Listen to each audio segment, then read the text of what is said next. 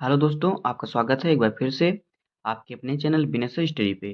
दोस्तों, आज का हमारा टॉपिक है क्लास 12 बायोलॉजी चैप्टर 1 विलयन का एक्सरसाइज का प्रश्न संख्या 6। तो दोस्तों, आज की वीडियो में हम प्रश्न संख्या 6 को हल करेंगे। तो ये देखते हैं प्रश्न संख्या 6 हमारा क्या है।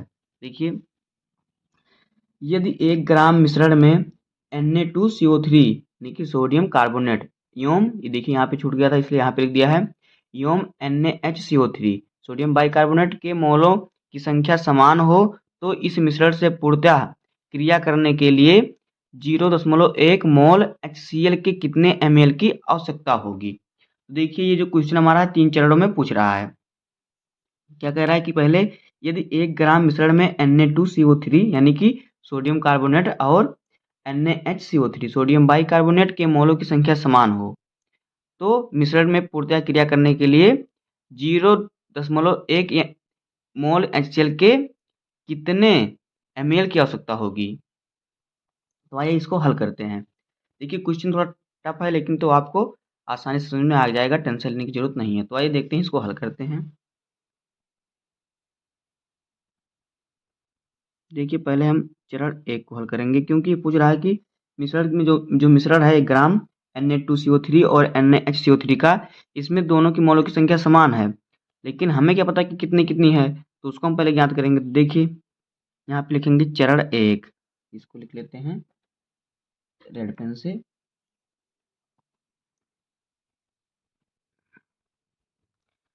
चरण फर्स्ट, तो आइए हल करते हैं। देखिए, यहाँ पे लिख देते हैं कि मिश्रण की घटकों की मोलों की संख्या ज्ञात करने के लिए हमें x मानना पड़ेगा, तो उसको लिख देते हैं मिश्रण के घटकों यानी जो दोनों घटक हैं घटकों के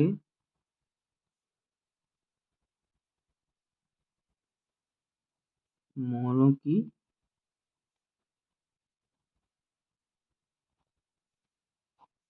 संख्या ज्ञात करने के लिए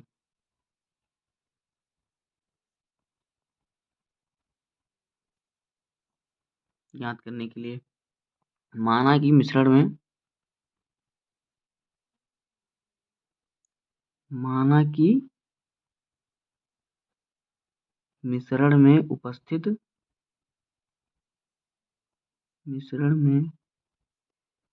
उपस्थित पहले हम देख लेंगे, मान लेंगे Na2CO3 का, इसको मान लेंगे x ग्राम, उसके बाद फिर एक में से x को घटा देंगे तो हमारा इसका निकलाएगा उपस्थित Na2CO3 का द्रव्यमान माना कितना हो गया x ग्राम, हमने इसको x ग्राम मान लिया। अब देखिए क्या करते हैं, अब हम इसको NaHCO3 सोडियम बाइकार्बोनेट को नेट को देखते हैं। ये हमारा हमने माना है Na2CO3 का जो द्रव्यमान है x ग्राम है, क्योंकि हमें मालूम नहीं है, तो हम यहाँ पे लिखेंगे तथा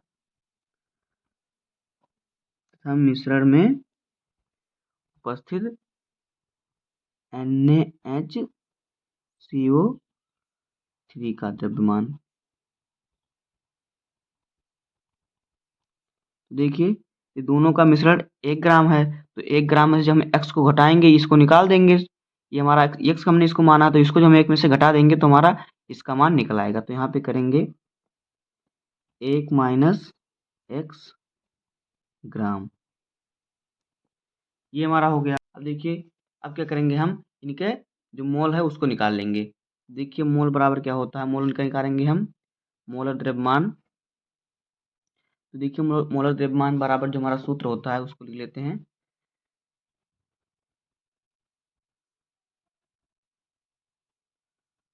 मोलर द्रव्यमान बराबर होता है क्या, ये क्या होता है, भार बटे अणुभार। तो ये निकालने के लिए हमें इन दोनों का अणुभार निकालना पड़ेगा, Na2CO3 और NaHCO3 सोडियम कार्बोनेट और सोडियम बाइकार्बोनेट का। तो पहले हम इसका अणुभार निकाल लेते हैं। तो देखिए आप निकालेंगे, पहले निकालेंगे Na2CO3 का अणुभार। तो देखिए कितना हो जाएगा, सोडियम का होता है हमारा 23 और 2 सोडियम है तो करेंगे 2 गुणे 23, 23 इसका भार होता है। और कार्बन का क्या होता है, कार्बन का होता है 12, 12 लिखेंगे। और फिर ऑक्सीजन का होता है 16 और 3 है, 3 ऑक्सीजन तो 3 गुणे 16 कर देंगे। तो देखिए जब इसको हल करेंगे तो ये हमारा आ जाएगा 106, इतना आ गया। अब देखिए अब हम सोडियम बाइकार्बोनेट का अणुभार निकालेंगे तो ये हो जाएगा NaHCO3 का अणुभार।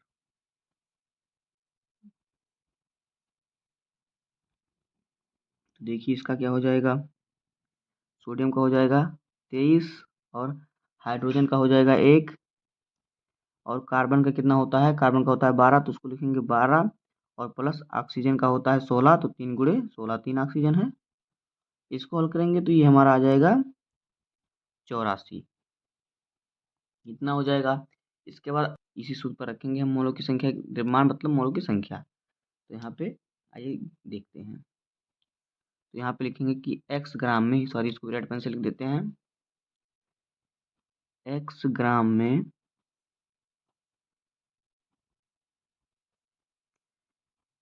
Na2CO3 के मोलों की संख्या।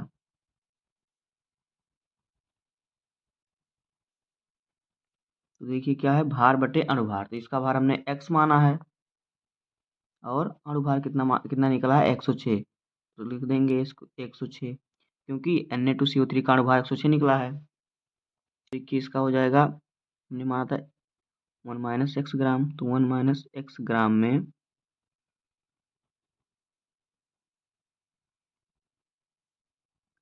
NaHCO3 यानी कि सोडियम बाइकार्बोनेट के मोलों की संख्या।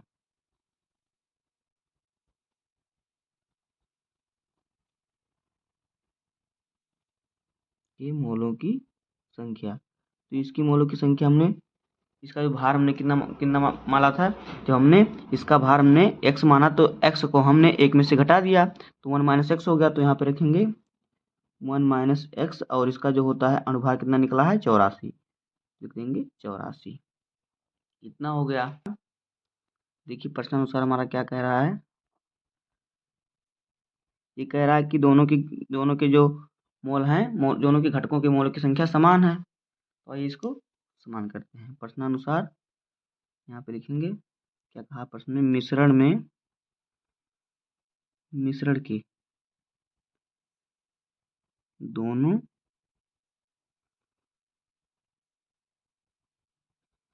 घटकों के मोलों की संख्या समान है।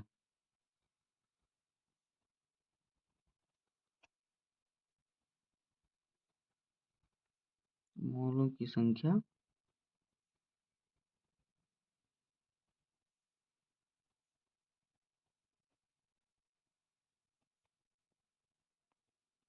समान है यानी कि बराबर है।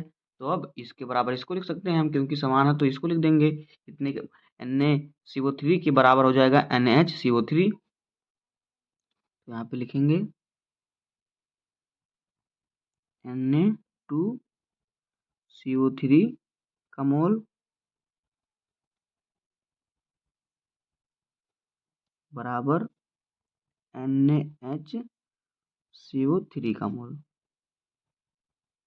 यानी कि सोडियम कार्बोनेट का मोल और सोडियम बाइकार्बोनेट का मोल। तो इसका अब हम मान रख देते हैं। तो देखिए इसका मान कितना निकला है, x बटे 106 बराबर सोडियम बाइकार्बोनेट का 1 माइनस एक्स बटे 84,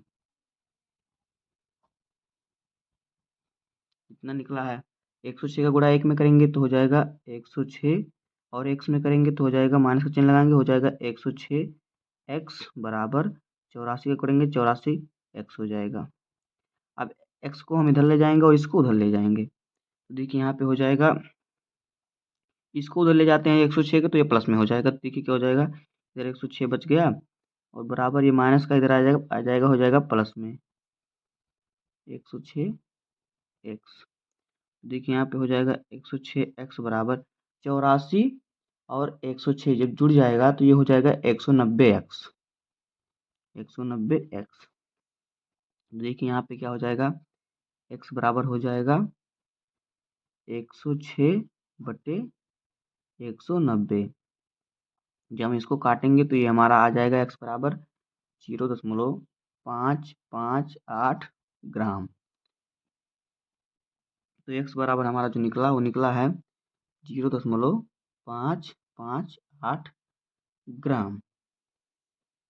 तो देखिए एक्स का मान हमारा निकल गया 0.558। अब हम क्या करेंगे, अब देखिए हम लिखेंगे एक्स का मान रखने पर, तो यहाँ पे अब एक्स का मान रखने पर समीकरण बना हो तो समीकरण में रखते हैं, लेकिन तो हमने वैसे लिखा तो हम ऐसे लिख देते हैं। तो देखिए एक्स का मान रखेंगे, पहले हमारा क्या था, देखिए Na2CO3 के मोलों की संख्या,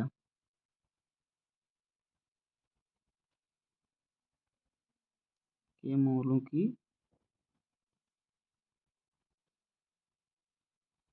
संख्या हमारा जो निकला था वो था हमारा कितना, ऊपर था हमारा एक्स बटे 106 था। तो हम यहाँ पे एक्स का मान रख देंगे तो हमारा देखिए क्या हो जाएगा 0.558 और बटे 106। जब हम इसको काटेंगे तो हमारा हो जाएगा 0.005226। जब इसका भाग देंगे इतने में तो हमारा इतना आ जाएगा। अब देखिए सोडियम बाइकार्बोनेट का देख लेते हैं, तो देखिए हो जाएगा इसका NaHCO3 के मोलों की संख्या,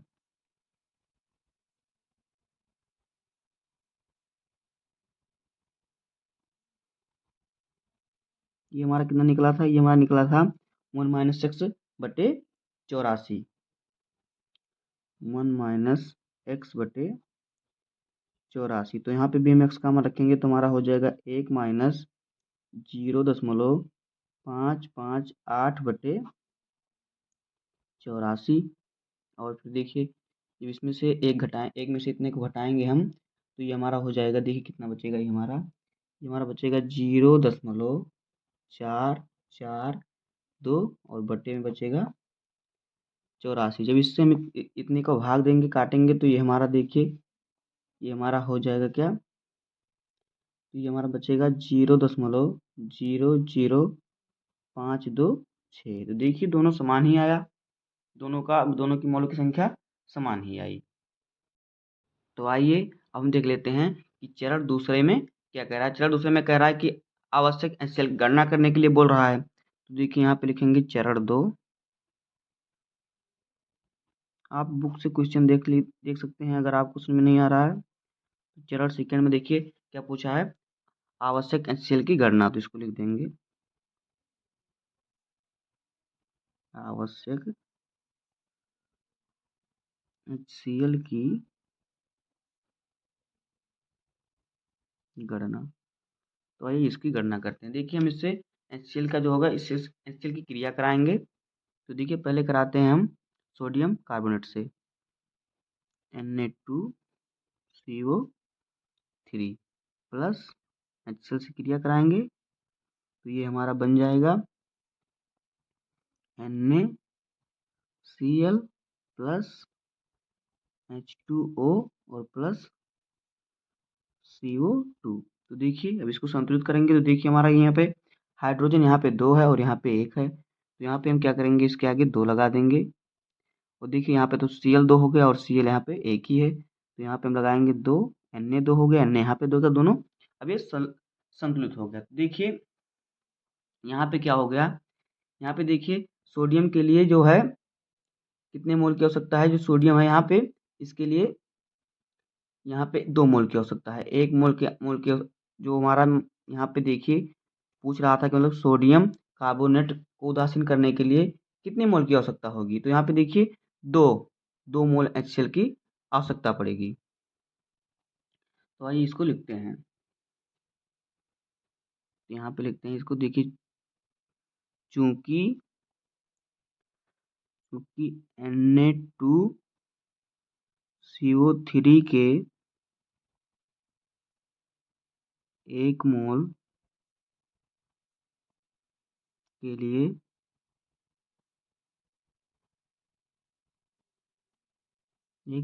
आवश्यक HCl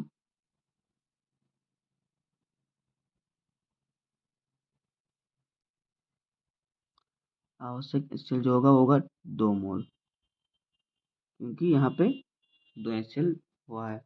देखिए अब हम इसको क्या करेंगे, अब देखिए इसलिए Na2CO3 के हमने क्या एक्स का मान निकाला था, तो एक्स का मान हमारा जितना निकला था उसको देखिए, निकला था 0.00526 इतना निकला था। तो इतने मोल के लिए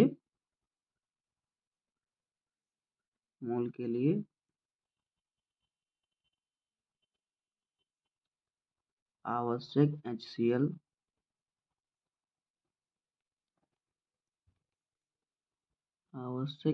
देखिए क्या हो जाएगा। अब हम इतने का गुणा कर देंगे 2 से, क्योंकि इसमें 2 HCl आया है और 1 मोल का मान हमारा इतना निकला था। एक्स का मान जो हमारा निकला था, देखिए यहाँ पे एक्स का मान हमारा जो निकला था, सॉरी यहाँ पे जो इसकी मोलों की संख्या जो निकली है, इतनी दोनों के बराबर मोलों की संख्या निकली हुई है।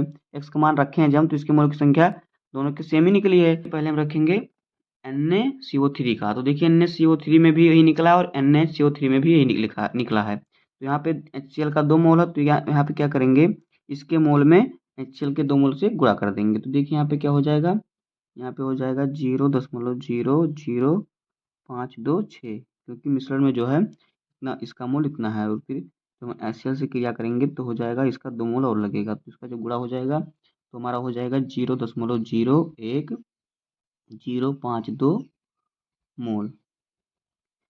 कितना मोल लगेगा इसमें, सोडियम कार्बोनेट में। अब देखते हैं सोडियम बाई कार्बोनेट में। तो देखिए तथा यहाँ पे देखिए NaHCO3 के 1 मोल के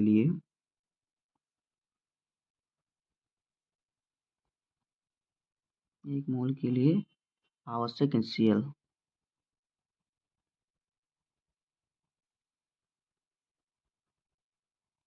तो भाई इसको क्रिया कराते हैं। आपको HCl से क्रिया कराएंगे तो हो जाएगा NaHCO3 प्लस HCl।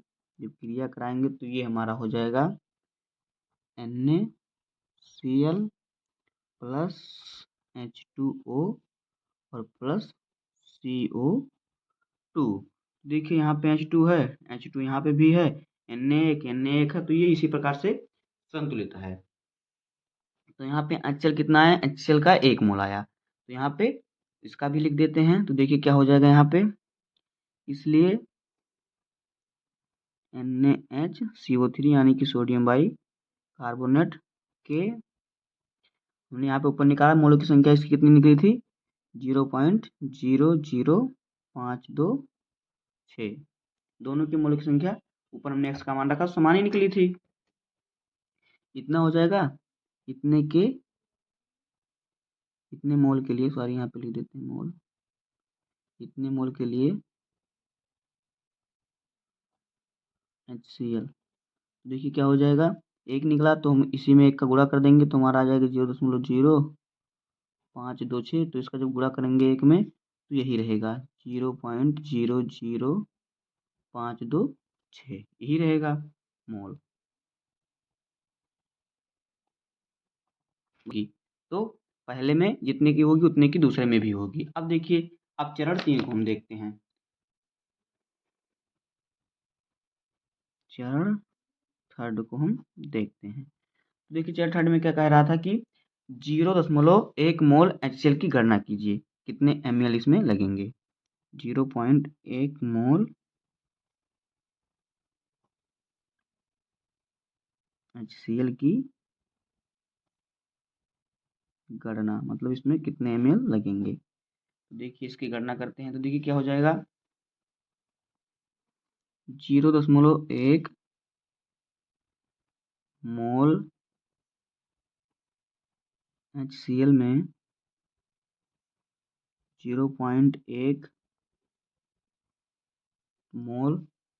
देखिए दोस्तों, जो 1 लीटर होता है, 1 लीटर में हमारा 1000 मिलीलीटर होता है। तो यहाँ पे हो जाएगा कि 1 मोल HCl में 0.1 मोल जो है 1000 मिलीलीटर में मौजूद है। तो यहाँ पे लिखेंगे 1000 ml मौजूद है।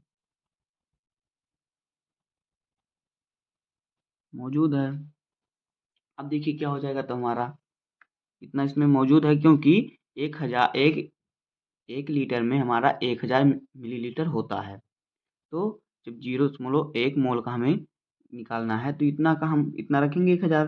तो देखिए इसको हम करेंगे, सॉल्व करेंगे, और हमारा जो पूरा निकला हुआ है मोल, पूरा मोल हमें भी निकालना है। देखिए हम पहले निकाल लेते हैं पूरा कुल मोलों की संख्या, कुल आवश्यक मोल। तो देखिए अभी बाद में निकाल लेते हैं, पहले यहाँ पे देख लेते हैं। कुल आवश्यक मोल देखिए हमारा क्या हो जाएगा, कुल आवश्यक मोल हो जाएगा हमारा इतने, और इतने को हम जोड़ देंगे, क्योंकि हमारा जो है सोडियम कार्बोनेट में इतने मोल की आवश्यकता होगी और सोडियम बाइकार्बोनेट में इतने मोल की आवश्यकता होगी। तो दोनों को हम जोड़ देंगे, तो मिश्रण में कुल आवश्यक HCl के मोलों की संख्या निकल जाएगी। तो अभी हम उसको जोड़ लेते हैं। तो देखिए यहाँ पे लिख लेते हैं, मिश्रण में आवश्यक कुल मोलों की संख्या यहाँ पे लिख लेते हैं रेड पेन से।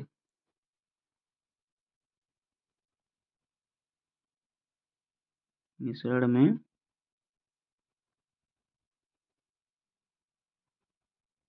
आवश्यक कुल HCl, कुल HCl देखिए क्या हो जाएगा। हमने क्या किया, हम क्या करेंगे, जो सोडियम कार्बोनेट के मोल और सोडियम बाइकार्बोनेट के मोल जो निकला है मोल की संख्या, उसको हम जोड़ देंगे। देखिए हमारा यहाँ पे क्या हो जाएगा, यहाँ पे हमारा हो जाएगा 0.0105 प्लस, इतने को रखेंगे पहले सोडियम कार्बोनेट का रखे, अब सोडियम बाइकार्बोनेट का हो जाएगा कितना है, 0.00526। जब इतने को जोड़ेंगे तो ये हमारा देखिए कितना आ जाएगा, 0.017 1578 मोल इतना आ जाएगा। देखिए अब इसको क्या करेंगे, ये हमारा मिश्रण में कुल आवश्यक HCl के मोलों की संख्या हो गई, इतना मोल हो गया। अब देखिए अब हम क्या करेंगे, और 1 लीटर में हमारा 1000 मिलीलीटर होता है, तो हमें 1 मोल का ज्ञात करना है। तो यहाँ पे देखिए हम क्या करेंगे, इसको कर देते हैं कोष्टक में, इसको मैं ऊपर ही ज्ञात करना था, लेकिन हमने यहाँ पे नीचे में ज्ञात कर दिया। इसको इसके ऊपर ही ज्ञात कर लेना था, बीच में आ गया ये, तो इससे नहीं, आप समझ जाइएगा ना। तो देखिए अब क्या करेंगे हम, इसको देखिए, तो यहाँ पे देखिए हमारा हो जाएगा 1000, क्योंकि 1000 होता है लीटर में, हमें कितने का ज्ञात करना है, 0.1 का हमें ज्ञात करना है। और कुल मोल कितना है, कुल मोल हमारा इतना निकला है, तो हो जाएगा, गुणा कर देंगे इसे, 0.0158। तो वही हम इसका इससे गुणा करेंगे, तो हमारा हो जाएगा 15.78, और बट्टे क्योंकि 3 जीरो है तो 3 अंक बाद दशमलव लगा देंगे यहाँ पे। और फिर क्या हो जाएगा देखिए, फिर यहाँ पे बटे में 0.1 है, तो 1 को रखेंगे, उसको जब हम काटेंगे भाग देंगे, तो हमारा हो जाएगा 157.8 ml, इतना हो गया। देखिए ये हमारा हो गया चरण 3 का आंसर, और चरण 2 का आंसर हमारा जो है ये हो गया, और चरण 1 का आंसर हमने एक्स का मान निकाला था। देखिए यहाँ पे क्या हो जाएगा, आप लिख देंगे यहाँ पे, अतः मिश्रण से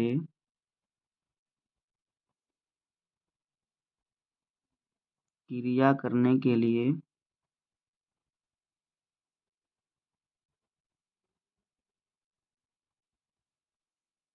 0.1 मोल HCl की 157.8 ml की आवश्यकता होगी।